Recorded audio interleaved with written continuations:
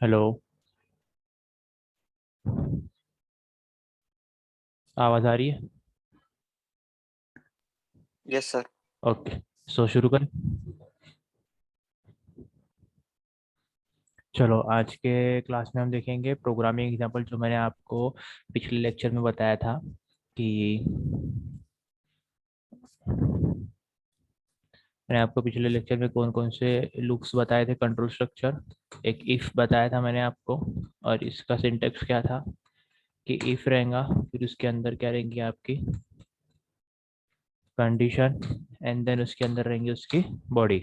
इसका मतलब क्या था कि अगर आपका इफ की कंडीशन ट्रू होंगी, यानी इफ कंडीशन आपकी ट्रू होंगी, ठीक है, सो वो उसकी बॉडी में एंटर करेगा। और अगर इफ की कंडीशन फॉल्स होंगी, सो वो बॉडी में एंटर नहीं करेगा और डायरेक्टली उसका कंट्रोल बाहर आ जाएगा, ठीक है। नेक्स्ट हमने देखा था इफ एल्स।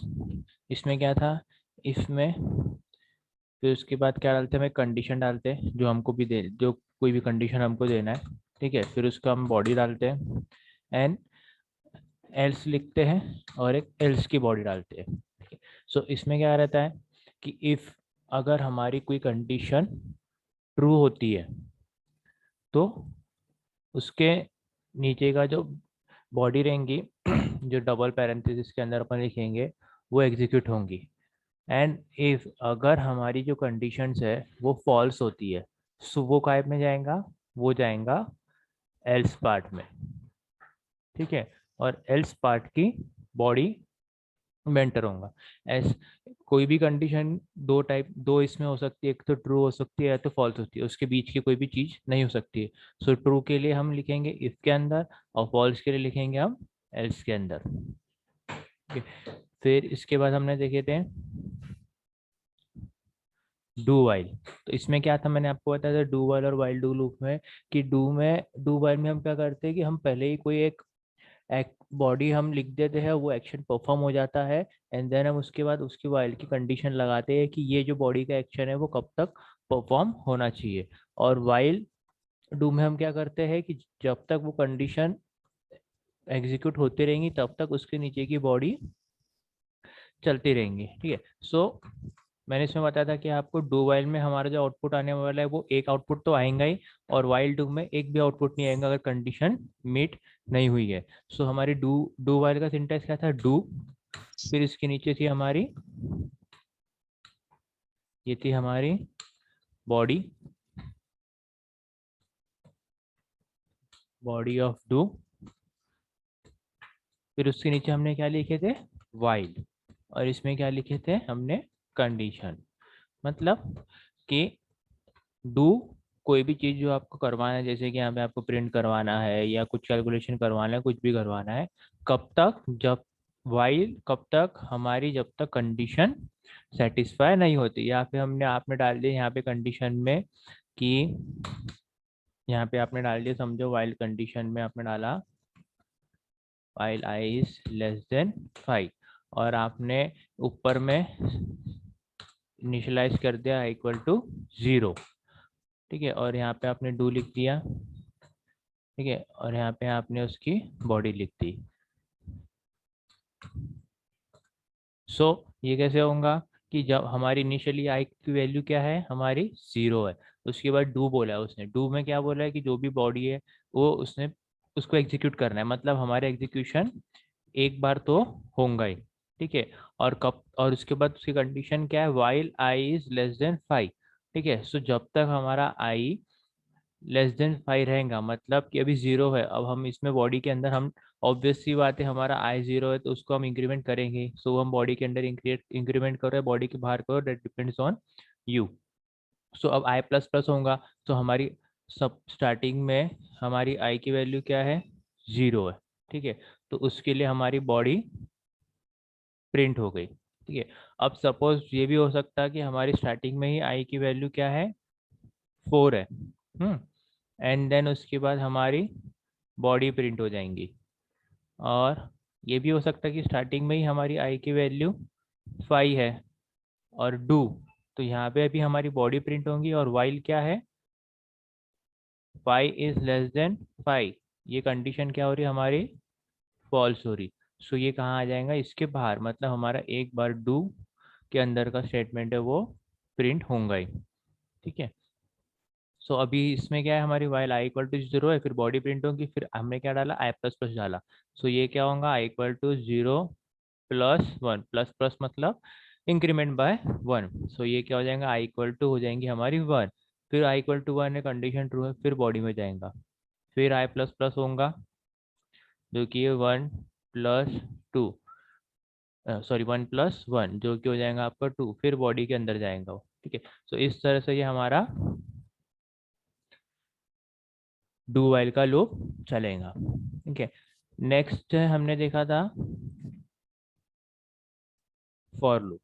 फॉर लूप में क्या कर सकते हैं हम, तीन कंडीशन डालते हैं। सबसे पहले हम क्या डालते हैं, असाइनमेंट वाली, कि हम वैल्यू असाइन करें। फिर उसके बाद क्या डाल रहे हैं हम, कंडीशन। फिर उसके बाद क्या डालेंगे हम, इंक्रीमेंट और डिक्रीमेंट। ठीक है, एंड देन इसके अंदर हमारी रहेंगी पूरी उसकी बॉडी। ठीक है, सो असाइनमेंट में क्या आएंगे कि जैसे आपने इसमें डू में आपने आई इक्वल टू 0 डू के ऊपर ग्लोबल वेरिएबल में आपने असाइन किया। सपोज हो सकता है कि आपको कोई वेरिएबल है, उसको आपको सिर्फ पर्टिकुलर फॉर लूप में ही चलाना है, उसकी उसका लिमिट उतने इसमें ही रखना है आपको, अननेसेसरी आपको उसके बाकी जगह उसको डिक्लेयर करके अपनी सिस्टम की मेमोरी को वेस्ट करके आपको कोई मैंने वेस्ट नहीं करना है आपको, ठीक है। सो फॉर दैट आप डायरेक्टली फॉर में उसको लिख लोगे आपके असाइनमेंट को, ठीक है। फॉर आई इक्वल टू 0, ठीक है। फिर अब क्या है कंडीशन, अपने हमने डू वाइल में कंडीशन क्या डाली थी कि आई लेस देन 5 है। सो यहाँ पे कंडीशन आएंगी आपकी आई इज लेस देन 5। यहाँ पे आप अपनी कोई भी कंडीशन दे सकते हो, मतलब लेस देन इक्वल टू रहना चाहिए, ग्रेटर देन इक्वल टू रहना चाहिए, या लेस देन या ग्रेटर देन, ठीक है। ये 4 कंडीशन आप यहाँ पे दे सकते हो। अब इसके बाद हमारी आई इक्वल टू 0 तो हो गई है, मतलब हमारी आई की वैल्यू भी क्या है 0, और हमने कंडीशन भी डाल दी आई की लेस देन 5 रहना चाहिए। पर अब ये 0 की वैल्यू बढ़ना तो चाहिए ना, ये जब आगे बढ़ेंगी तभी तो ये कंडीशन बार बार ऊपर चेक हो जाएंगी। तो इसके लिए हमको बढ़ाने के लिए क्या करना पड़ेगा, आई प्लस प्लस, हमको इंक्रीमेंट का लूप बनाना पड़ेगा, ठीक है। सो हम यहाँ लिखेंगे आई प्लस प्लस, और इसके अंदर रहेंगी हमारी बॉडी एंड खत्म। सो हमारा जब तक आई इक्वल टू 0 है, हमारा पहला ये रन होगा आई इक्वल टू 0 पे, ठीक है। ये रन हुआ आई इक्वल टू 0 पे, फिर हमने आई प्लस प्लस किया तो आई की वैल्यू हो गई 0 प्लस 1 जो कि हो गई आपकी 1। फिर बॉडी रन होगी, फिर आई प्लस प्लस किया तो आई की वैल्यू हो गई 1 प्लस 1 जो कि हो गई आपकी 2, फिर 3, फिर 4। फिर जब वो 5 होंगी, यहाँ पे आई की वैल्यू आपकी 5 होंगी, एंड फिर यहाँ पे 5 इज लेस देन 5 की कंडीशन चेक होंगी, तो ये कंडीशन क्या है आपकी फॉल्स है। तो इसके बाद वो फॉर लूप के बाहर आ जाएंगे, और इसके नीचे की जो भी स्टेटमेंट रहेंगे यहाँ पे उसको वो एग्जीक्यूट करेगा, ठीक है। सो ये इतना क्लियर हुआ सभी को।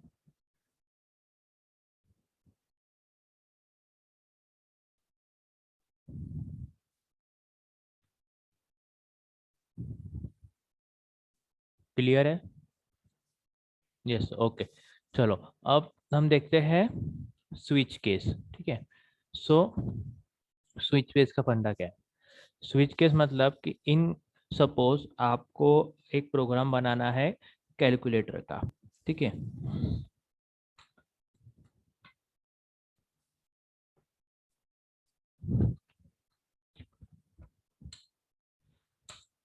Suppose you have to make a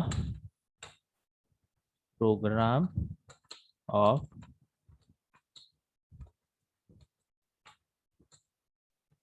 calculator. अब कैलकुलेटर में क्या हो सकता है, कैलकुलेटर में आपके एडिशन रहते हैं, सब्ट्रैक्शन रहता है,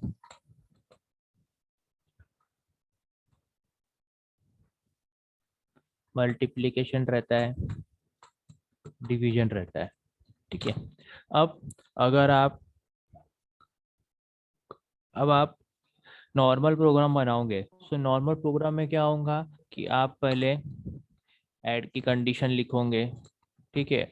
वो आपका कंपाइलर ऐड की कंडीशन करेगा, फिर सब्ट्रैक्ट की करेगा, फिर मल्टी की करेगा, मल्टीप्लिकेशन की एंड डिवीजन की, क्योंकि आपका कंपाइलर लाइन बाय लाइन पूरा एग्जीक्यूट करते रहेगा, ठीक है। तो इसमें क्या होगा, यूजर को चारों फंक्शन में इनपुट देना पड़ेगा,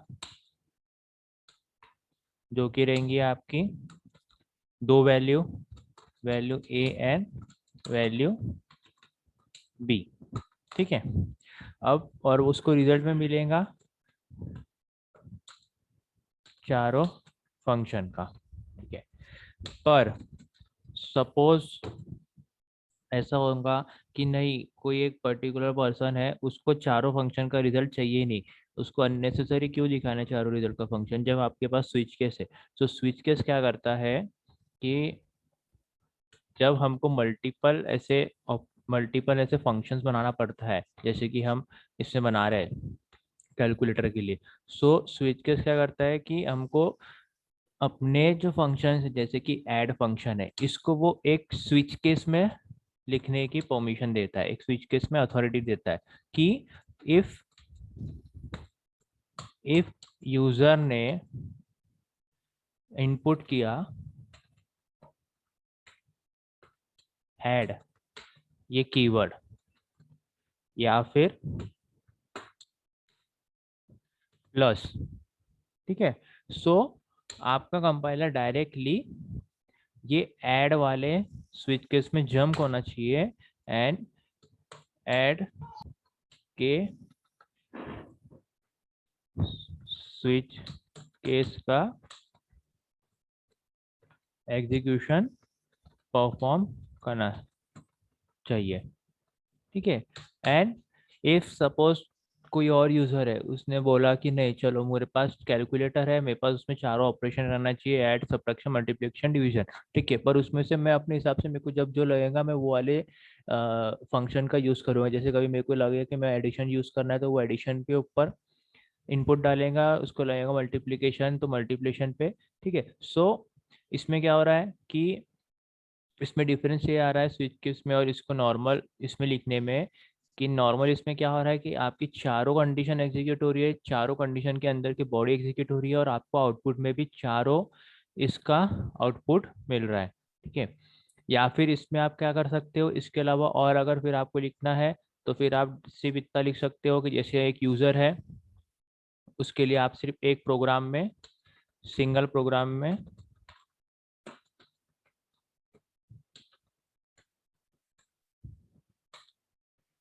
ऐड ये फंक्शन लिख बना लो, ठीक है, एंड उसमें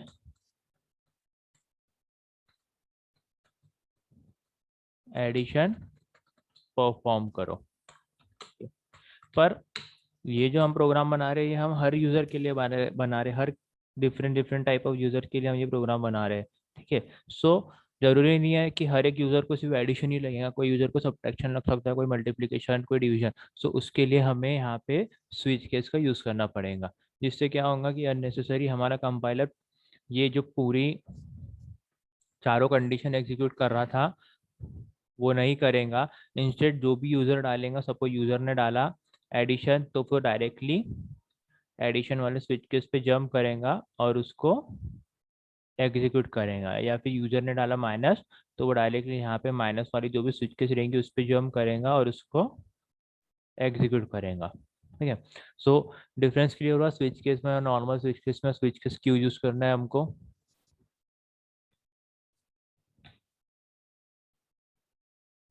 यस सर। ओके, चलो अब इसको हम प्रोग्रामिंग के लिए देखते हैं कि हम इसको कैसे एग्जीक्यूट करते हैं, इसका प्रोग्राम कैसे बनेगा, ठीक है।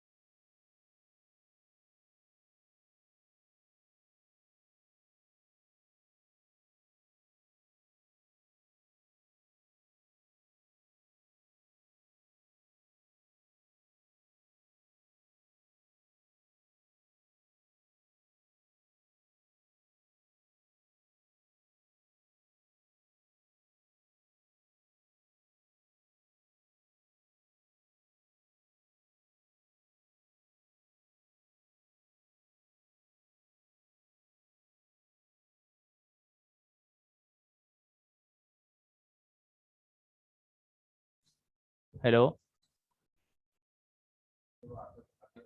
क्या आवाज आ रही है? Yes. हाँ, ठीक है। तो ये है आपका सी प्लस प्लस का कंपाइलर। सो जब भी अगर किसी के सिस्टम में सी प्लस प्लस कंपाइलर नहीं है, या फिर किसी के सिस्टम में सी प्लस प्लस कंपाइलर नहीं चल रहा है, या फिर वो उसको प्रॉपरली यूज नहीं कर पा रहे, उसको डिफिकल्टी आ रही है, सो डायरेक्टली ऑनलाइन gdp.com में सी प्लस प्लस कंपाइलर आप शुरू कर लीजिए ये वाली वेबसाइट से। एंड ये वेबसाइट आप नोट डाउन कर लीजिए, एंड आप ये वाला कंपाइलर को यूज़ करके आप अपने जितने भी प्रोग्राम अपन पढ़ने वाले हैं थ्रू आउट द अपने पूरे सेशन में, वो आप एग्जीक्यूट कर सकते हो। ठीक है। सो ये एक है आपका बेसिक प्रोग्राम। अब बेसिक प्रोग्राम में आपको समझा दूँ क्या है। इसमें क्या क्या है, आपका हैश इंक्लूड आईओस्ट्रीम लिखा गया है। हैश इंक्लूड आईओस्ट्रीम में मतलब क्या है कि हम हमारे प्रोग्राम में इनपुट आउटपुट ऑपरेशन परफॉर्म करने वाले। इसका मतलब ये है कि कंपाइलर को पता है कि ये पर्टिकुलर प्रोग्राम में इनपुट आउटपुट ऑपरेशन परफॉर्म होगा, और ऐसा कोई भी प्रोग्राम नहीं बनेगा जिसमें आप इनपुट आउटपुट ऑपरेशन परफॉर्म नहीं कर सकते या फिर नहीं करने वाले हो। ठीक है।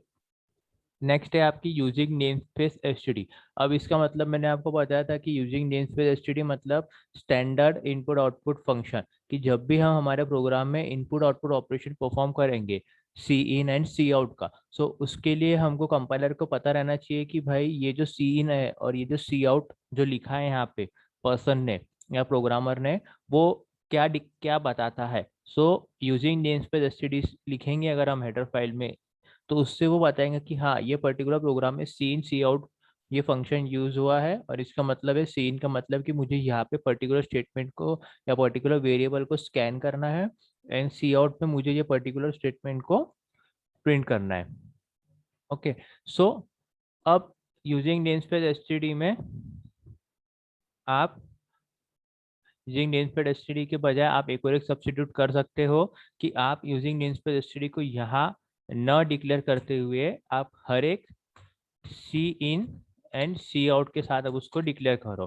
पर क्या होगा, जैसे कि समझो अभी तो आपका छोटा सा प्रोग्राम है, समझो 30-40 लाइन का, तो उसमें आप ये एस टी डी आप लगा लोगे हर एक सी इन सी आउट के साथ, तो चलेगा। पर इन केस अगर आपका प्रोग्राम 1000-2000 लाइन का है, ठीक है, एंड उसमें कम से कम आपकी 500-600 स्टेटमेंट जो कि सी इन और सी आउट वाली है, तो 500-600 स्टेटमेंट में आपको एस टी डी लगाना पड़ेगा। सो इससे क्या होगा, आपका कोड और बढ़ते जाएगा और कॉन्फ्लिक्ट होते जाएगा, मतलब ऐसा उसमें सब पूरा मिक्स होते जाएगा। सो इट्स बेटर कि आप अपना जो एस टी डी वाला ये जो फंक्शन है इसको आप स्टार्टिंग में ही डिक्लेयर करके छोड़ दो, और उसके बाद नॉर्मल आप सी आउट और सी इन का फंक्शन लिखो। ठीक है। फिर ये है आपका इंट मेन ये आपका मेन फंक्शन है, यहीं से आपका पूरा कॉलिंग होंगी और यहीं से आपका पूरा प्रोग्राम चलेगा। ठीक है। इसका आपने वेरिएबल रिटर्न टाइप रखा है इंट, यहाँ पे आप उसको वॉइड भी रख सकते हो, डेट डिपेंड्स ऑन यू कि आप प्रोग्राम किस तरह का बना रहे हो। फिर नेक्स्ट है इसमें आपने प्रिंट क्या किया, सी आउट हेलो वर्ल्ड आपने प्रिंट क्या कर रहे हैं, अपने आउटपुट स्क्रिप्ट में हेलो वर्ल्ड है आप प्रिंट कर रहे हो। एंड आप अब आपने इंटीजर रिटर्न टाइप दिया, सो मैंने आपको बताया था पिछली क्लास में कि अगर आप इंटीजर रिटर्न टाइप दे रहे हो, सो आपको उसको इंटीजर वैल्यू भी रिटर्न करना पड़ेगा। अगर यहाँ पे रिटर्न 0 आप नहीं लगाओगे, सो ये ठीक है, सो ये एरर थ्रो करता है, जो कि आपको अलग अलग कंपाइलर के इसमें से। ठीक है। सो इट्स बेटर कि जब भी आप इंटीजर फंक्शन दो, सो आप वहाँ पे रिटर्न 0 कर दो, या फिर अगर कोई वैल्यू आप रिटर्न कर रहे हो कोई कैलकुलेशन परफॉर्म करके, सो आप वहाँ पे वैल्यू रिटर्न कर दो, वैल्यू यानी यहाँ पे वेरिएबल का नाम दे दो 0 के बजाय, और अगर आप कोई वैल्यू का ऑपरेशन परफॉर्म नहीं कर रहे हो, ठीक है, सो आप रिटर्न 0 कर दो। तो ये है आपका नॉर्मल प्रोग्राम। अब हम देखते हैं स्विच केस का हम प्रोग्राम कैसे डेवलप कर सकते हैं। ठीक है। तो स्विच केस के लिए हमको क्या लगेगा, चलो ये तो लगेगा ही, hash include iostream using namespace std, ये दोनों चीज तो हमको लगने वाली है। ठीक है। अब मैंने आपको बताया था कि स्विच केस में एक हमको सबसे पहले लगेगा एक स्विच वेरिएबल मतलब कि वो वेरिएबल कंपाइलर को पता रहेगा कि ओके ये वेरिएबल से वो स्विच करेगा अलग अलग केसेस में। ठीक है। सो हमने एक पहला वेरिएबल ले लिया कैरेक्टर OPR, ठीक है। अब हमको कैलकुलेटर का बनाना है प्रोग्राम। तो कैलकुलेटर के लिए, प्रोग्राम के लिए आपको कोई भी फंक्शन जैसे एडिशन, सब्ट्रैक्शन, मल्टीप्लिकेशन आपको यूज करना है, तो उसके लिए आपको दो वैल्यू लगेंगी। दो वैल्यू के ऊपर ही आपके वो फंक्शन परफॉर्म होंगे। सो आप अब वो आप वैल्यू इंटीजर में लोगे, सो आपका जो आंसर है डिवीजन का वो आता है आपका पॉइंट में। सो वो अगर आप इंटीजर में लोगे आप नंबर 1 और नंबर 2, सो प्रॉब्लम आ सकती है। सो इट्स बेटर कि आप इसको फ्लोट में ही लो। फ्लोट में क्या होगा कि आप इंटीजर वैल्यू भी ले सकते हो एंड डेसिमल वैल्यू भी, ठीक है। अब अब क्या करोगे आप, प्रिंटफ। इनपुट लोगे। हाँ, प्रिंटफ लिखेंगे अपन, पहले आप इनपुट लेंगे अपन, चलो ठीक है। अब आपने इनपुट लिया पहले,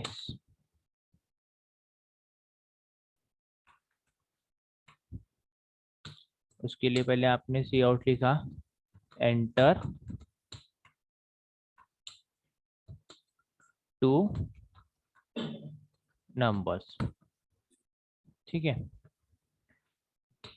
अब इसमें आप /n भी लिख सकते हो। /n किसके लिए, न्यू लाइन जाने के लिए, मतलब आउटपुट स्क्रीन में आपका जो नेक्स्ट स्टेटमेंट है वो न्यू लाइन में प्रिंट होने के लिए। या फिर आप &l ये भी लिख सकते हो, ठीक है। अब यहाँ सी आउट आएगा, सॉरी, ठीक है। अब सीन में आप दो वैल्यू डाल रहे हो, सीन नंबर 1 एंड नंबर 2, ठीक है।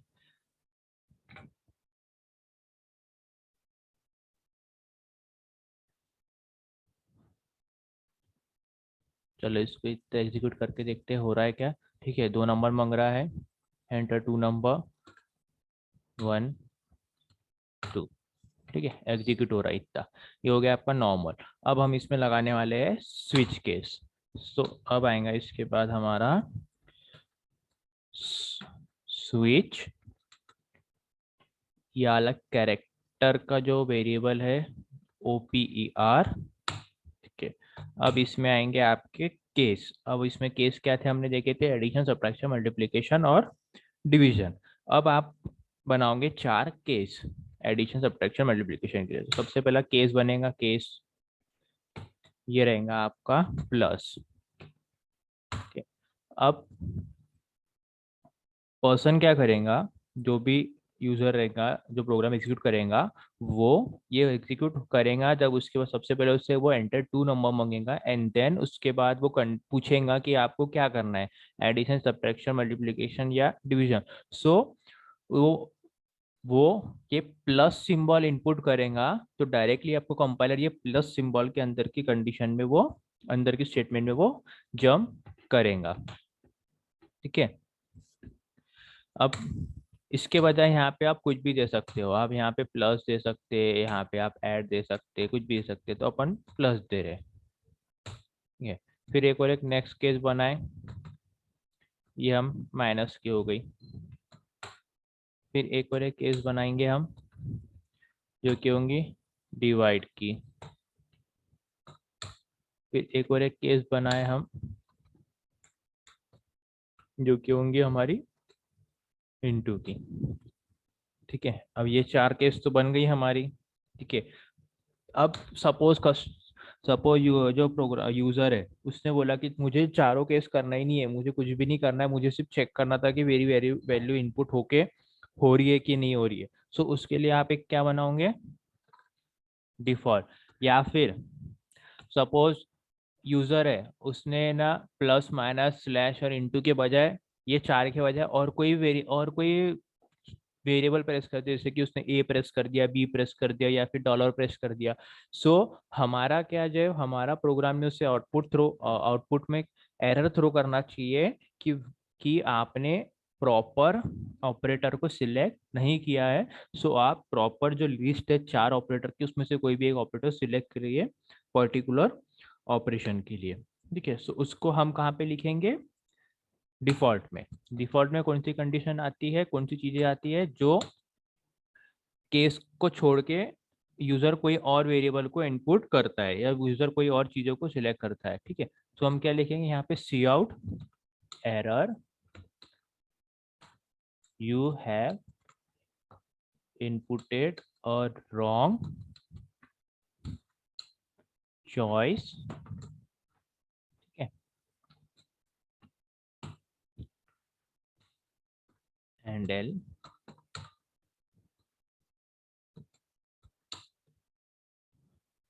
kindly choose the correct option from the list, ठीक है, एंड एल। इसको आप एक ही लाइन में भी एक ही इसमें क्या लिख सकते हो का सी आउट स्टेटमेंट, पर अपन ने अलग अलग लिस्ट में लिखा ताकि थोड़ा अच्छे से दिखे अपन को, ठीक है। अब यूजर क्या करेगा, समझो उसने एडिशन डाला, अब वो अपना जो कंपाइलर है वो डायरेक्ट याले इसमें जंप करेगा, ठीक है। अब इसके अंदर वो जाएगा, तो इसके अंदर जाने के बाद वो क्या करेगा, अपन को क्या करना है, इसमें एडिशन परफॉर्म करना है, ठीक है। सो हम हम इसे दो तरीके से कर सकते हैं। एक तो हम इसके अंदर ही इंट टोटल नहीं, या फिर अपन इसको ले लो फ्लोट टोटल, ठीक है, टोटल इक्वल टू num1, जो कि ऊपर में हमने यहाँ पे हमने ली है, ठीक है। तो num1 प्लस num2, ठीक है, और फिर हम प्रिंट करो सी आउट में टोटल, ठीक है,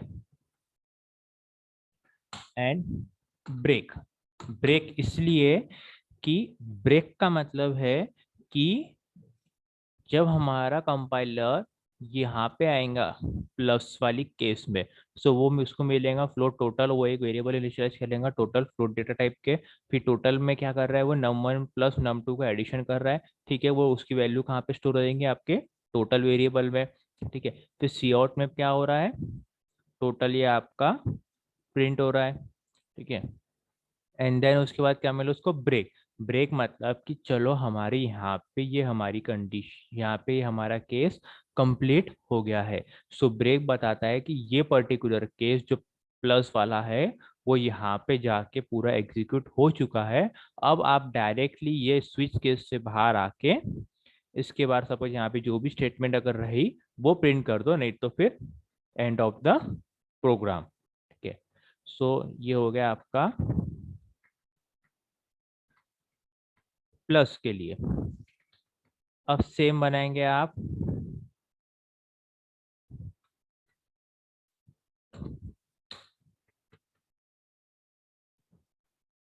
माइनस के लिए। सो यहाँ पे आप वापस ले लो, फ्लोट ले लो या फिर इंटीजर ले लो, आपकी इच्छा।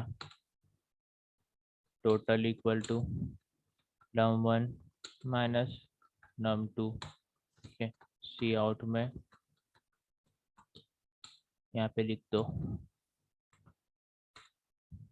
Subtraction answer equal to total. यहाँ पे भी आप लिख दो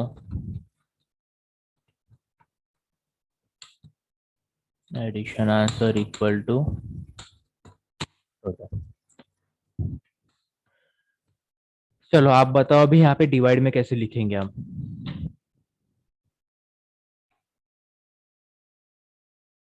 Float total hmm equal to num1 into total equal to num1 division num2. Good.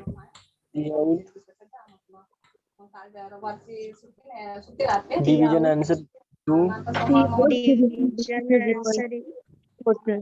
Good good. Total. Out.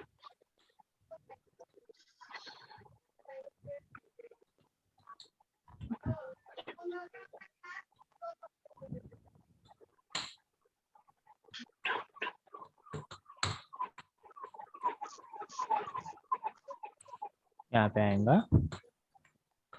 Sorry इसमें ब्रेक नहीं लिखा मैंने। हाँ हाँ लिख दे रहा हूँ। सॉरी। subtraction with this. हाँ,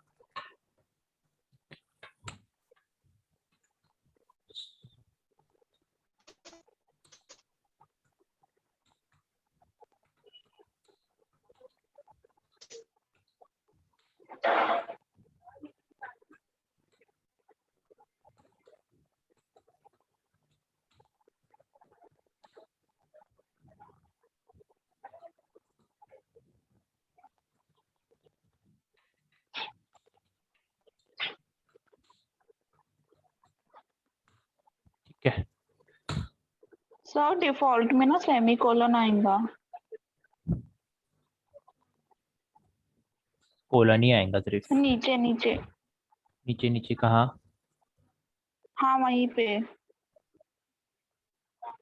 बराबर तो है।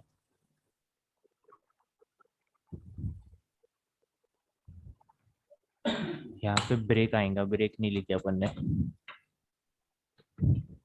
देख लो एक बार, बराबर है क्या प्रोग्राम?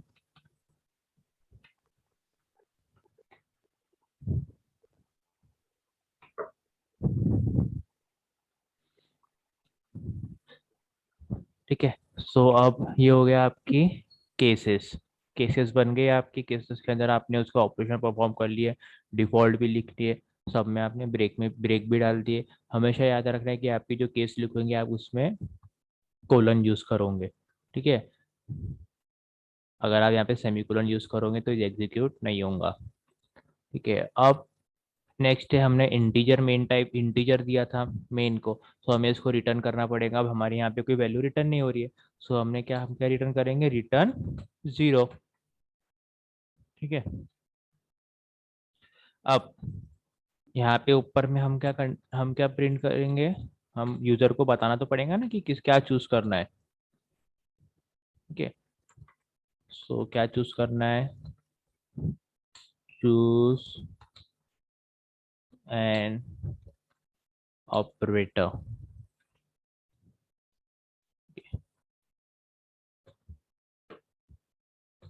प्लस माइनस इंटू या डिवाइड। ठीक है। सी इन OPER, ये है हमारे ऑपरेटर। सो जब भी हमारा यूजर ऑपरेटर को चूज करेगा, जो भी प्लस माइनस स्टार इनटू, सो उसकी वैल्यू कहाँ पे जाएंगी? OPR में। OPR इक्वल टू क्या हो जाएगा आपका? प्लस। फिर OPR इक्वल टू प्लस रहेगा तो